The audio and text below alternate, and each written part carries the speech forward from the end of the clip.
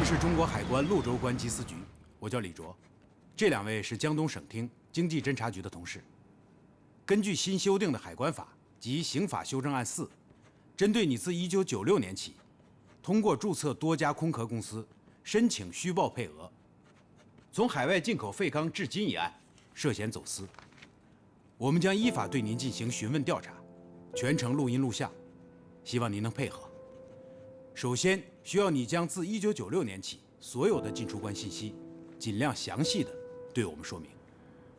我们是1996年去的北边，一上火车就开始下大雪，那真是叫鹅毛大雪呀！吴总，您一直都是我老大，从我入行起，您就一直照顾着我。我跟着您做生意做了这么多年，吴总说好了，带我玩，我能拿15000吨。等太阳出来的时候，那个雪地的黄眼睛，可是我看到的是满地的黄金，大有一种数风流人物还看今朝的感觉。我们走了2个星期，才到了那边。那年是北边那边刚刚跨完年，又赶上他们那边什么个圣什么节。这是他们这儿的待客之道，一口面包，一口盐。但我知道啊，这应该属于他们这儿招待客人最高礼节了，这得掰着吃这个。楼上的房间我也都准备好了，我在楼下给大家备好酒好菜，收拾好了咱们下来开吃。我就想着北边这个人善良热情，没想到让北边这帮人给骗了。从北边那儿把废钢材运回到国内，所有的费用加在一起不超过90美金，折合成人民币就是750元，而国内进口废钢材的价格是1300元，这里边差价太大了。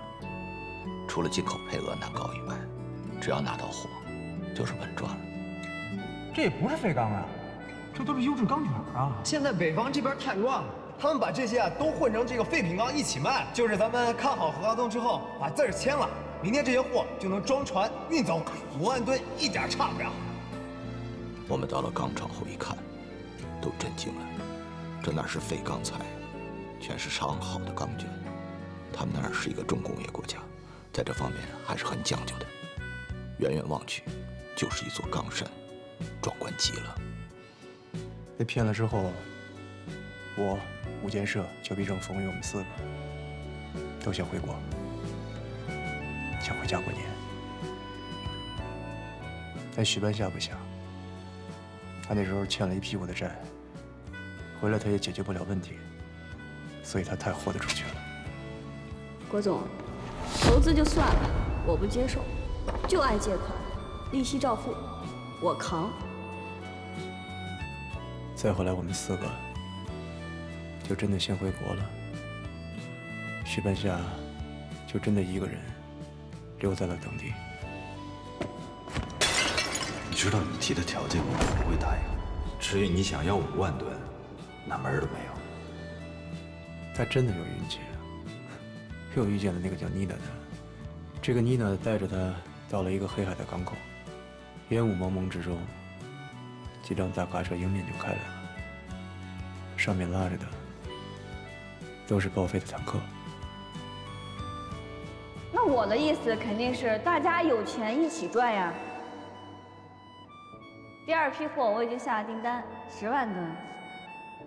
我希望咱们大伙儿凑一凑，争取把这批货给吃掉。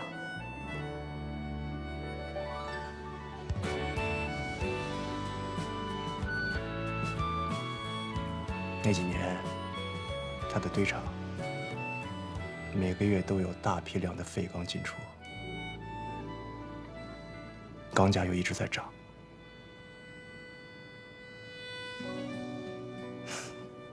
他就是靠着这个，在我们几个里边彻底翻了身。这一切都是许半夏带着我们干的。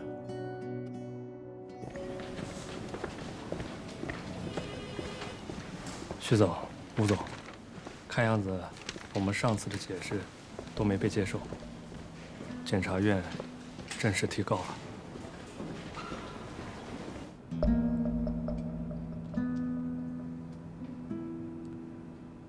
偌大个世界，芸芸众生。哎，你们说，我这一个一心要退隐前缘的人，怎么就还摊上这么大事儿了呢？原本指望着这事能快点过去，公司还能继续上市。哼，这下好了，上什么市？等着上法庭吧。我们仔细研究了相关的法律法规，只要在座的诸位以及郭启东能够统一口径，坚决不认罪，就不能认定我们是故意走私，很有可能法院就会判我们无罪。但如果你们4个都不认罪，但郭启东认罪了，同时法院又判定我们走私罪成立，那么我们就会因为不认罪而面临更重的处罚及量刑。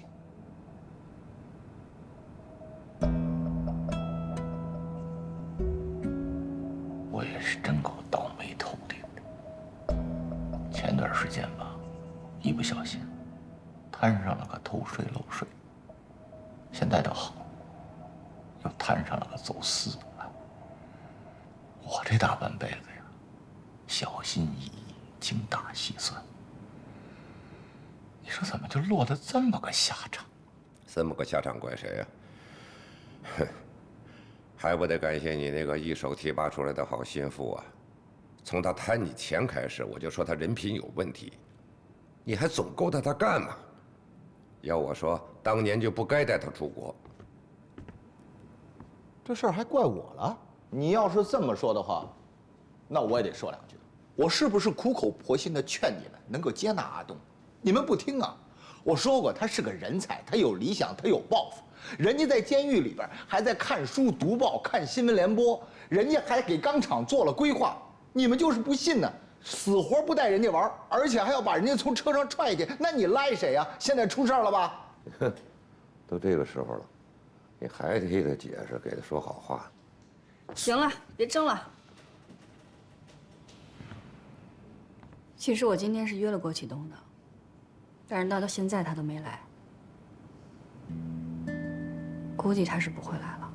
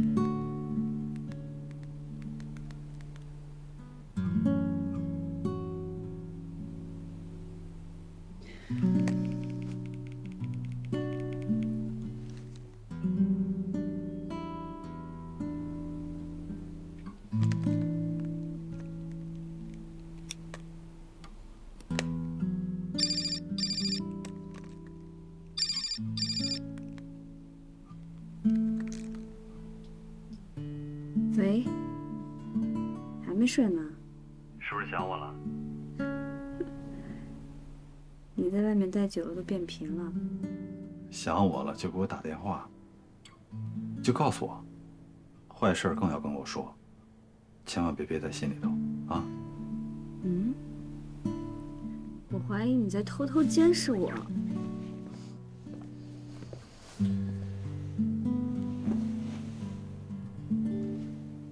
什么时候开庭？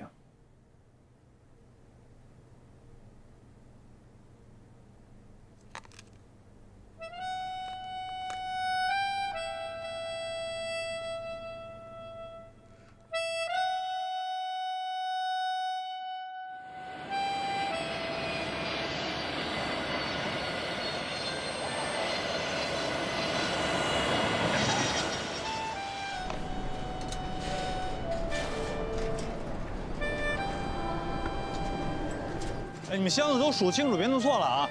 好的，赵总。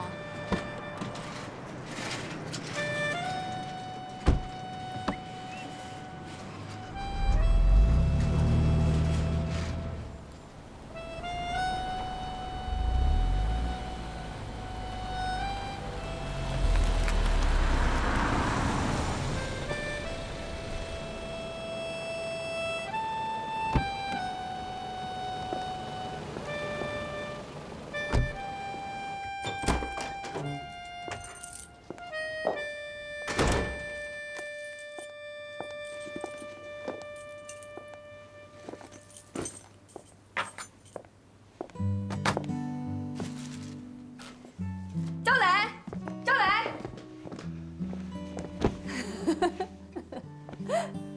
你怎么突然回来了？走，我带你去个地方吧。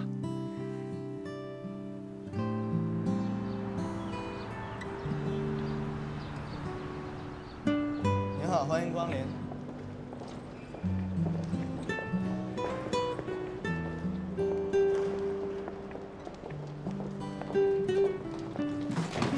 徐总好。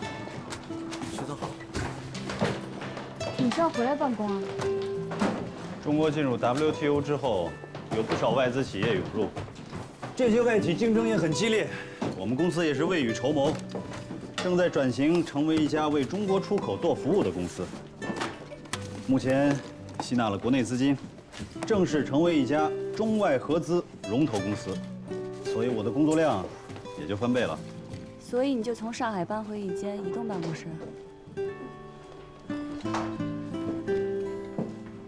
我就是想能踏踏实实的陪着你。赵总在给人惊喜这件事情上，从不会让人失望。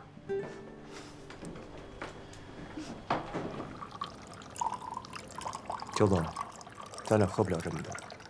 再说，你也喝不了酒。咱俩之间的情谊，甚至是过节，在我心里已经过去了。我不恨你了，真的。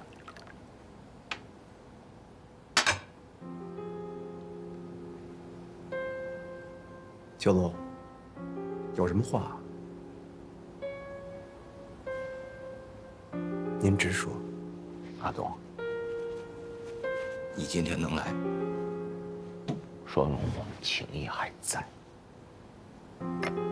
这第一杯酒，我郑重地向你道歉。如果不是因为我，你可能不会进去。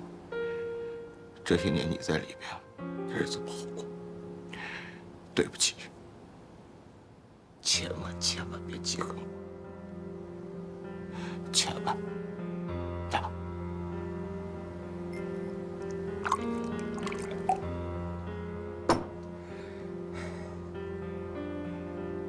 这第二杯酒，茫茫宇宙，一个小小的星球，在这小小的星球上，茫茫人海，两个人只要能相互看一眼，这都是缘分，是天大的缘分呐！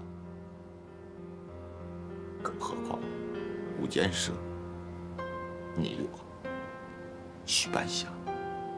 风雨，我们相知、相遇、相交。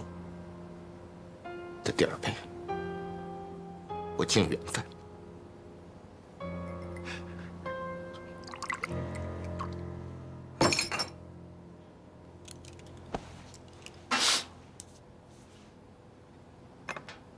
这第三杯，我敬你。我希望你能不计前嫌。大家一条心，闯过走私案这一关。公司现在要上市，如果走私案坐实，不光是上不了市，大家都得倾家荡产。请你。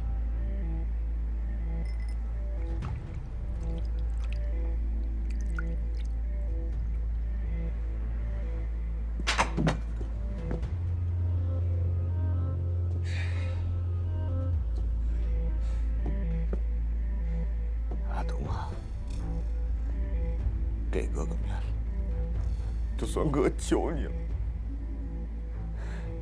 只要你答应不认罪，跟大家保持一致，口径统一，我们就没有犯罪的故意，否则就全完了。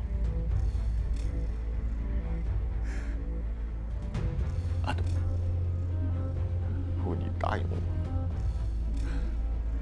我去找许半夏，我去跟他说，你阿东所有失去的，我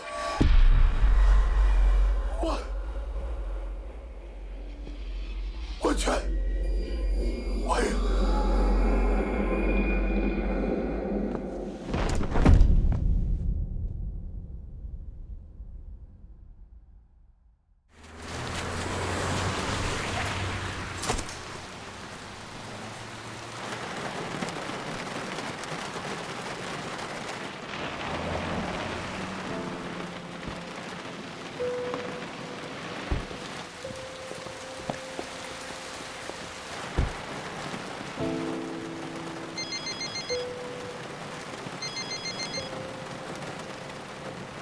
喂，我们到了，你在哪儿呢？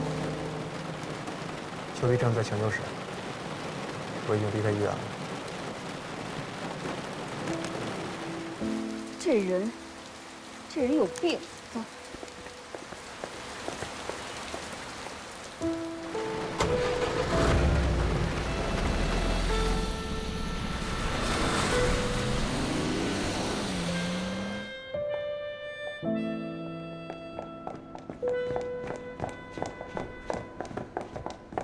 嫂子，徐总怎么样了？不知道，再多久？大夫，谁是病人家属？我是他爱人。根据病人的情况，现在有2种选择，一种是开颅，把血块抽走，但可能会丧失语言功能，还有可能会半身不遂；一种是保守治疗，血块可能会被吸收，但也有可能会复发。一旦复发，再开颅就来不及了，人就没了。所以得尽快做决定。那大夫，我们该怎么办呢？这个要家属自己做决定。徐总，徐总，你帮我拿个主意吧。我现在六神无主的我。嫂子，我知道做这个决定挺艰难的，但是，医生说了，您是家属，这事儿还是得您做决定。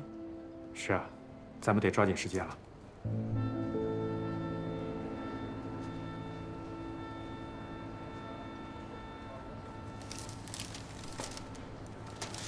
大夫，拜托你开路吧。好，麻烦您签个字。你一定要全力以赴啊！您放心吧。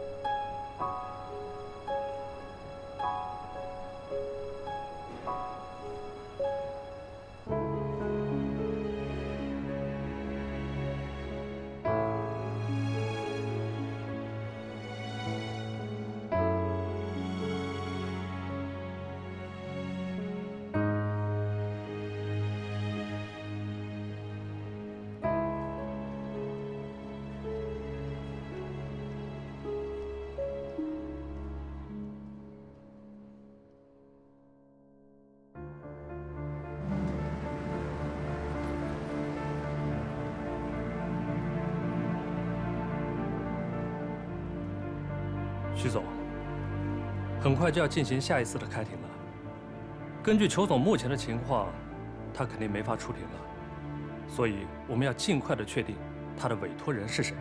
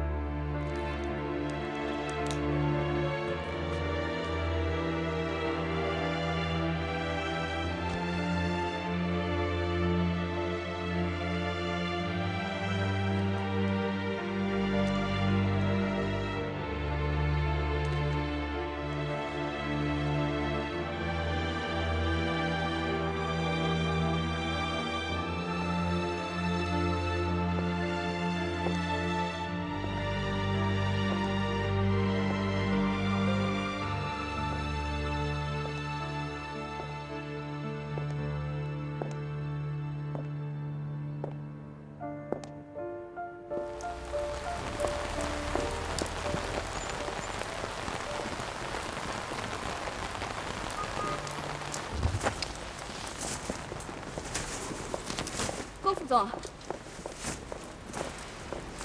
师傅，有事吗？邱总下半辈子可能都要躺在病床上。本来偷税漏税也够他受的，现在弄个监外执行，也算是因祸得福吧。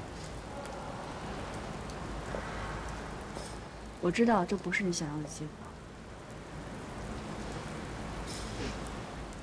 监狱的时候，我认识一狱友，见识广泛，经常给我们讲佛学、心经、金刚经。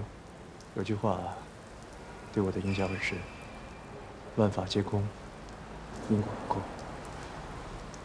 给我转告邱必正，对他肯定也会有帮助。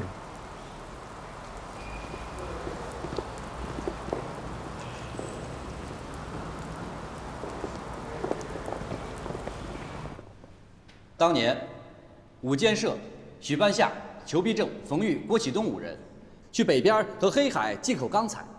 五建社和冯玉手里面没有配额许可证，他们的配额是找了许多小公司凑出来。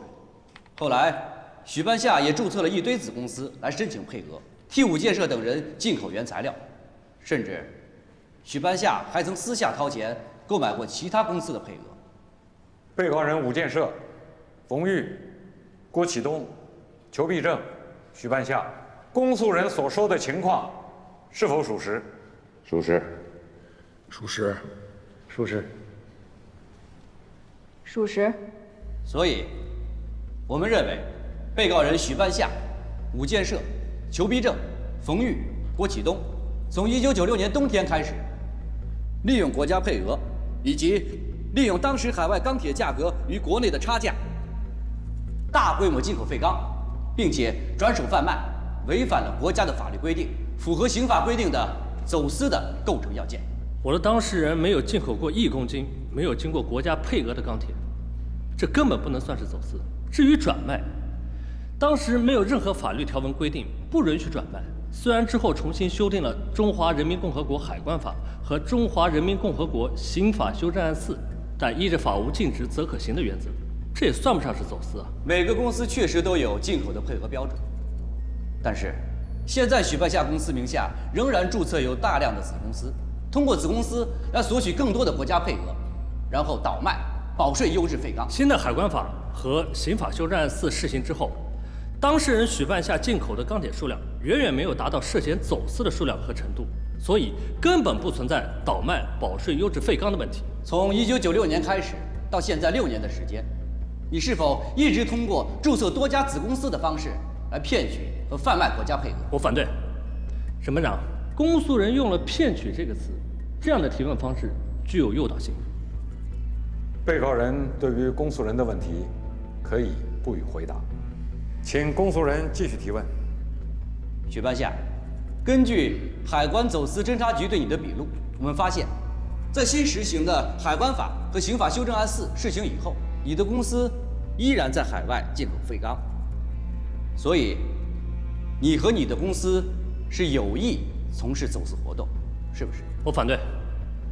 沈本长，公诉人用了自我肯定的方式，用了“有意”这样的词，这样的提问具有诱导性。被告人对于公诉人的问题可以不予回答。我可以回答公诉人的问题。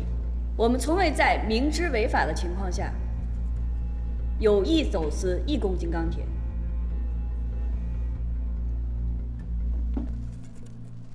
尊敬的审判长，各位审判员，我认罪。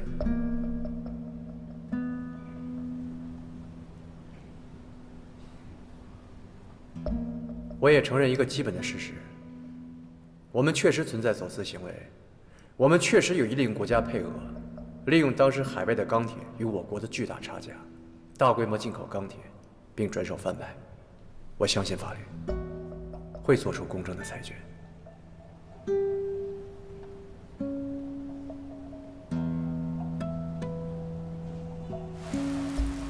根据公诉方和被告方、辩护方的陈述和辩论，第一次开庭仍有许多事实需要明确查明。现在闭庭，择日再开庭继续审理。这里刚结束了最近大家一直关注的宇宙钢铁厂走私案的第一次庭审。庭审现场，公诉人与被告方辩护人展开了激烈的讨论。这世事无常啊！你说我这怎么一夜之间我就从一闲云野鹤变成案件主犯了呢？现在的情形不容乐观，依我看，起码有1半的概率这官司会输。诸位，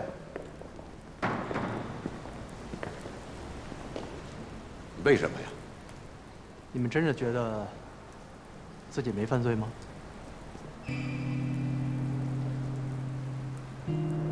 至少我是这么认为的。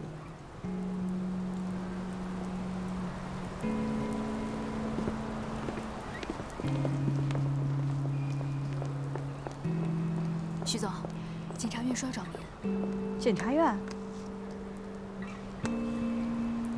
喂？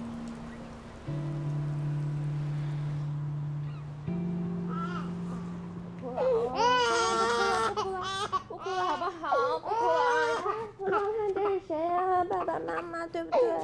哦，不哭了。别哭了，烦死了！哭也哭不好。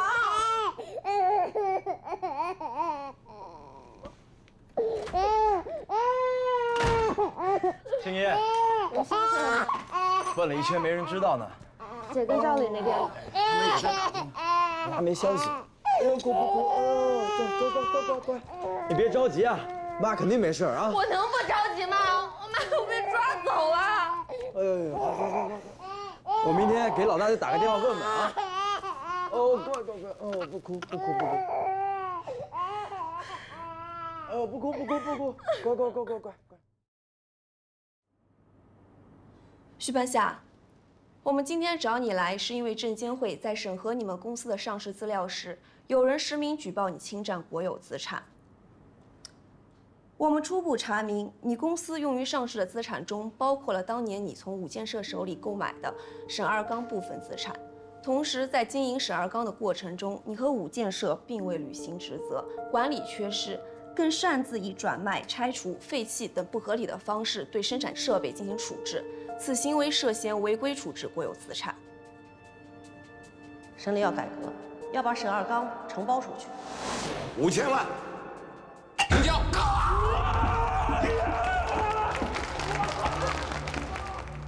你把我的厂子接了吧。我会把这个新的钢厂、宇宙钢厂还有您的建设钢厂合并。您那个钢厂该拆的拆，该卖的卖，该留的留。不行，许半夏，这可是沈二钢。就算改名了，他也是国营厂的老底子，就这么处理，这个责任谁都承担不了。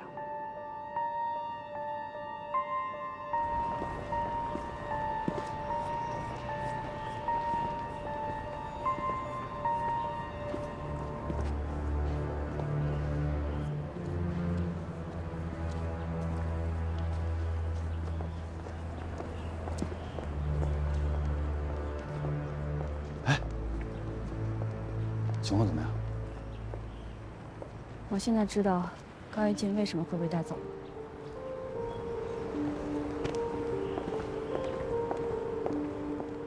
当初五建设承包沈钢厂，和后来转包给许半夏的事儿，该说的我都已经说了。我对组织不会有丝毫的隐瞒，该我承担的责任我也绝不逃避。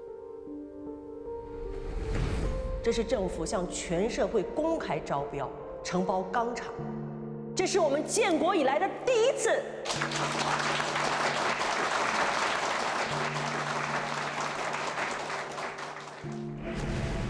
但是我也必须要向组织上表明我的想法和诉求。不该我承担的责任我不会认。我相信组织会查明事实的真相。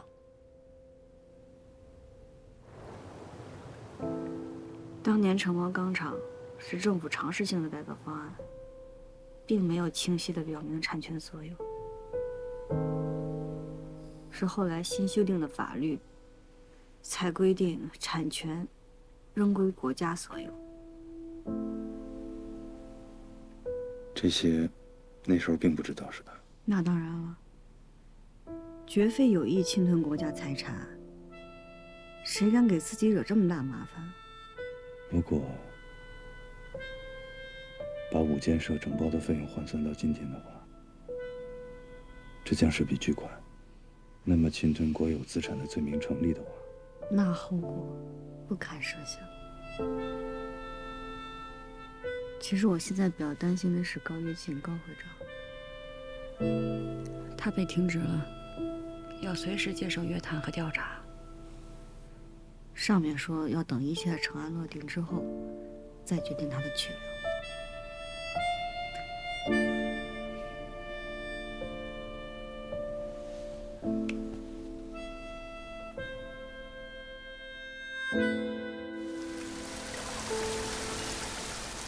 当年国企改革的轰轰烈烈，确实有一部分人借机钻空子，把公有财产揣进了自己的腰包，变成了被人民血汗钱喂肥了的臭虫。但也不是人人都是臭虫，还是有像高会长这样的好领导、好干部，不行私舞弊，不以权谋私，不贪污受贿。不管他是把钢厂承包给你，还是后来由他主张转包给我，据我所知，他没有收过您1分钱，我也没给过他钱，他完全就是按照当时的改革政策来盘活钢厂，也为了那些把大半辈子都奉献给钢厂的工人能有饭吃。高会长是个好人。那谁是坏人呢？我吗？当然不是这个意思。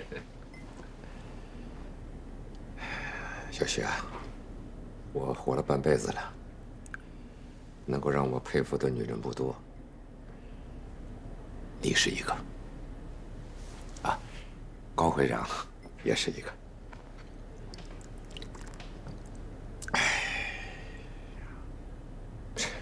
真是想回到当初啊！要是能够回到当初，我不会在我的钢厂最不景气的时候变卖设备自救，也不会把它转包给你。现在倒好，很可能就成了我侵吞国有资产的罪证。自从我把建设钢厂并入了你的宇宙钢厂，咱俩就成了一根绳上的蚂蚱，谁都跑不了了。吴总，当时您承包沈二钢的时候，到底拥没拥有产权啊？后来从你的钢厂并入到我的钢厂，这产权有没有发生变化？产权的定义是什么？我们还是要弄清楚。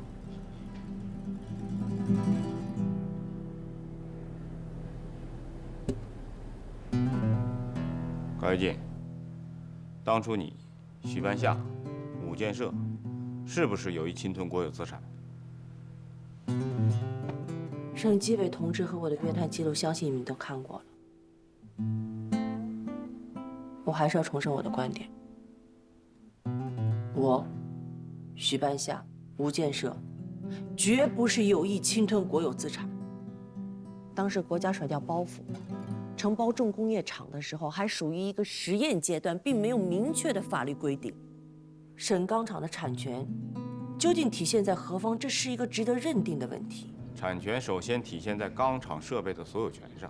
如果这样，那许半夏和5建设对机器的改造可以被认定为侵吞，但事实上他们一直在交承包费，他们有权处置他们的机器。如果说国家的产权体现在钢厂的名声和国企的资源配置上，那么许半夏他用来上市的是他的宇宙钢铁有限公司，而不是沈钢厂。所以侵吞2字从何而来？这又是一个非常有争议的问题。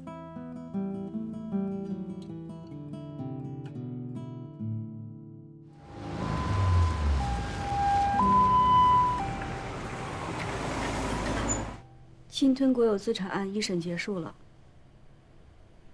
走私案2审快开庭了。如果说走私案还有争取软性处理的机会，那么侵吞国有资产案一旦被认定，因为数额巨大，很有可能连证据软性处理的机会都没有。所以大家要做好最坏的打算。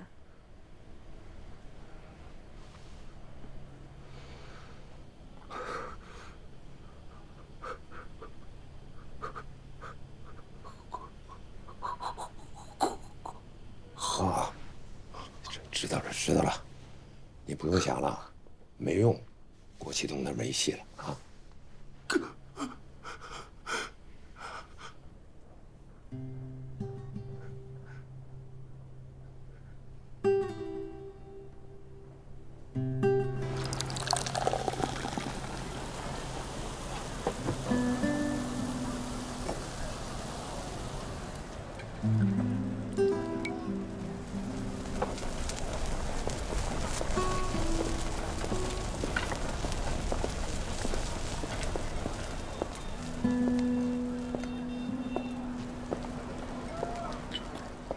没想到你会来。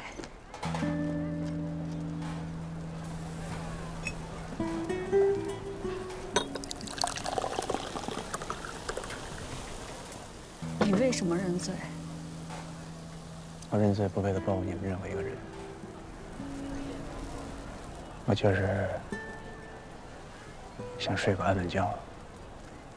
你这觉能睡得安稳？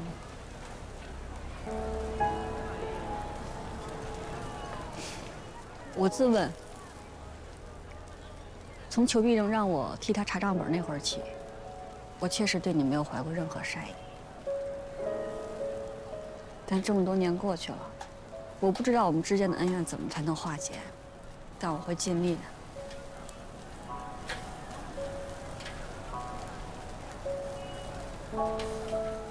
咱们当时并没有违反任何的规定，我们奔波了大半辈子。难道最终要承认自己是一个罪人吗？这不是事实。有没有罪，交给法院去裁决吧。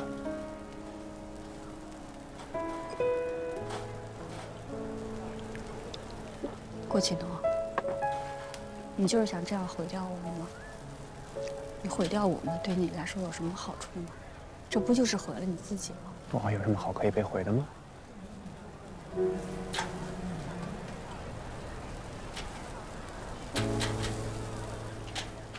良心，良心也是可以被毁的。裘碧正现在就在医院躺着呢，你有去看过他一次？你难道就想这样一辈子这么无力的面对他？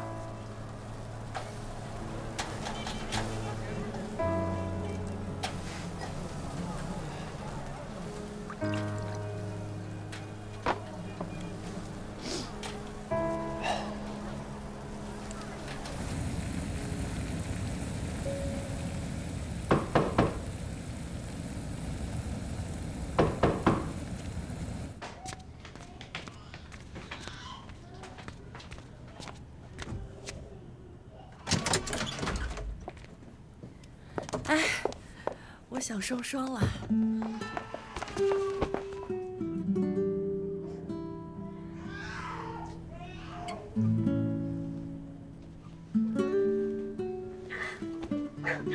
妈，我都已经忘记抱你的滋味了。妈妈没事哦，放心吧。双双呢？啊？妈，你慢点。双双，王琪，哎，双双，师傅饿了，快！哎，妈，回来了！不，宝贝，师傅饿了。哎，你让妈先坐，歇会儿，我做点吃的，好啊。来出来，宝宝。妈，你坐，妈。宝宝。哎呀。哦，妈，背上什么了？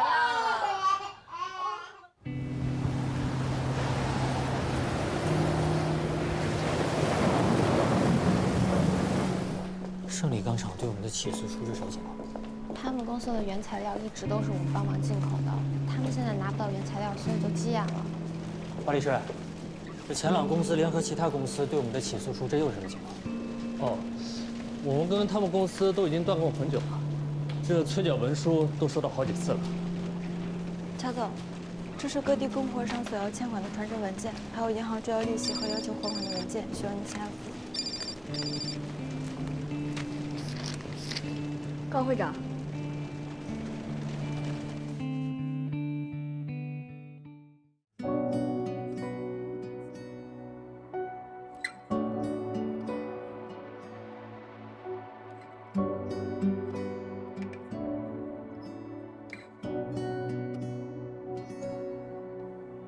注定的相遇离散，不惧过往，不问来路，不曾道过一句晚安。注定的命运多舛，不断曾经，不语将来，时间对谁也不手软。像草儿一样，风吹吹就长大了；就像花儿一样，雨停停就绽放了。时代的一束光，打在人生的海平面上，如同望远镜般，照见远方的风浪。理想的一面墙，横在爱恨的对立面上，如同放大镜般折射内在的向往。四野蛮荒，牵一马离合悲欢，修罗列场，春生夏长，劫后生喜怒哀乐，梦撞勇往。时代的一束光，打在人生的海平面上，如同望远镜般照见远方的风浪。理想的一面墙，横在爱恨的对立面上，如同放大镜般折射内在的向往。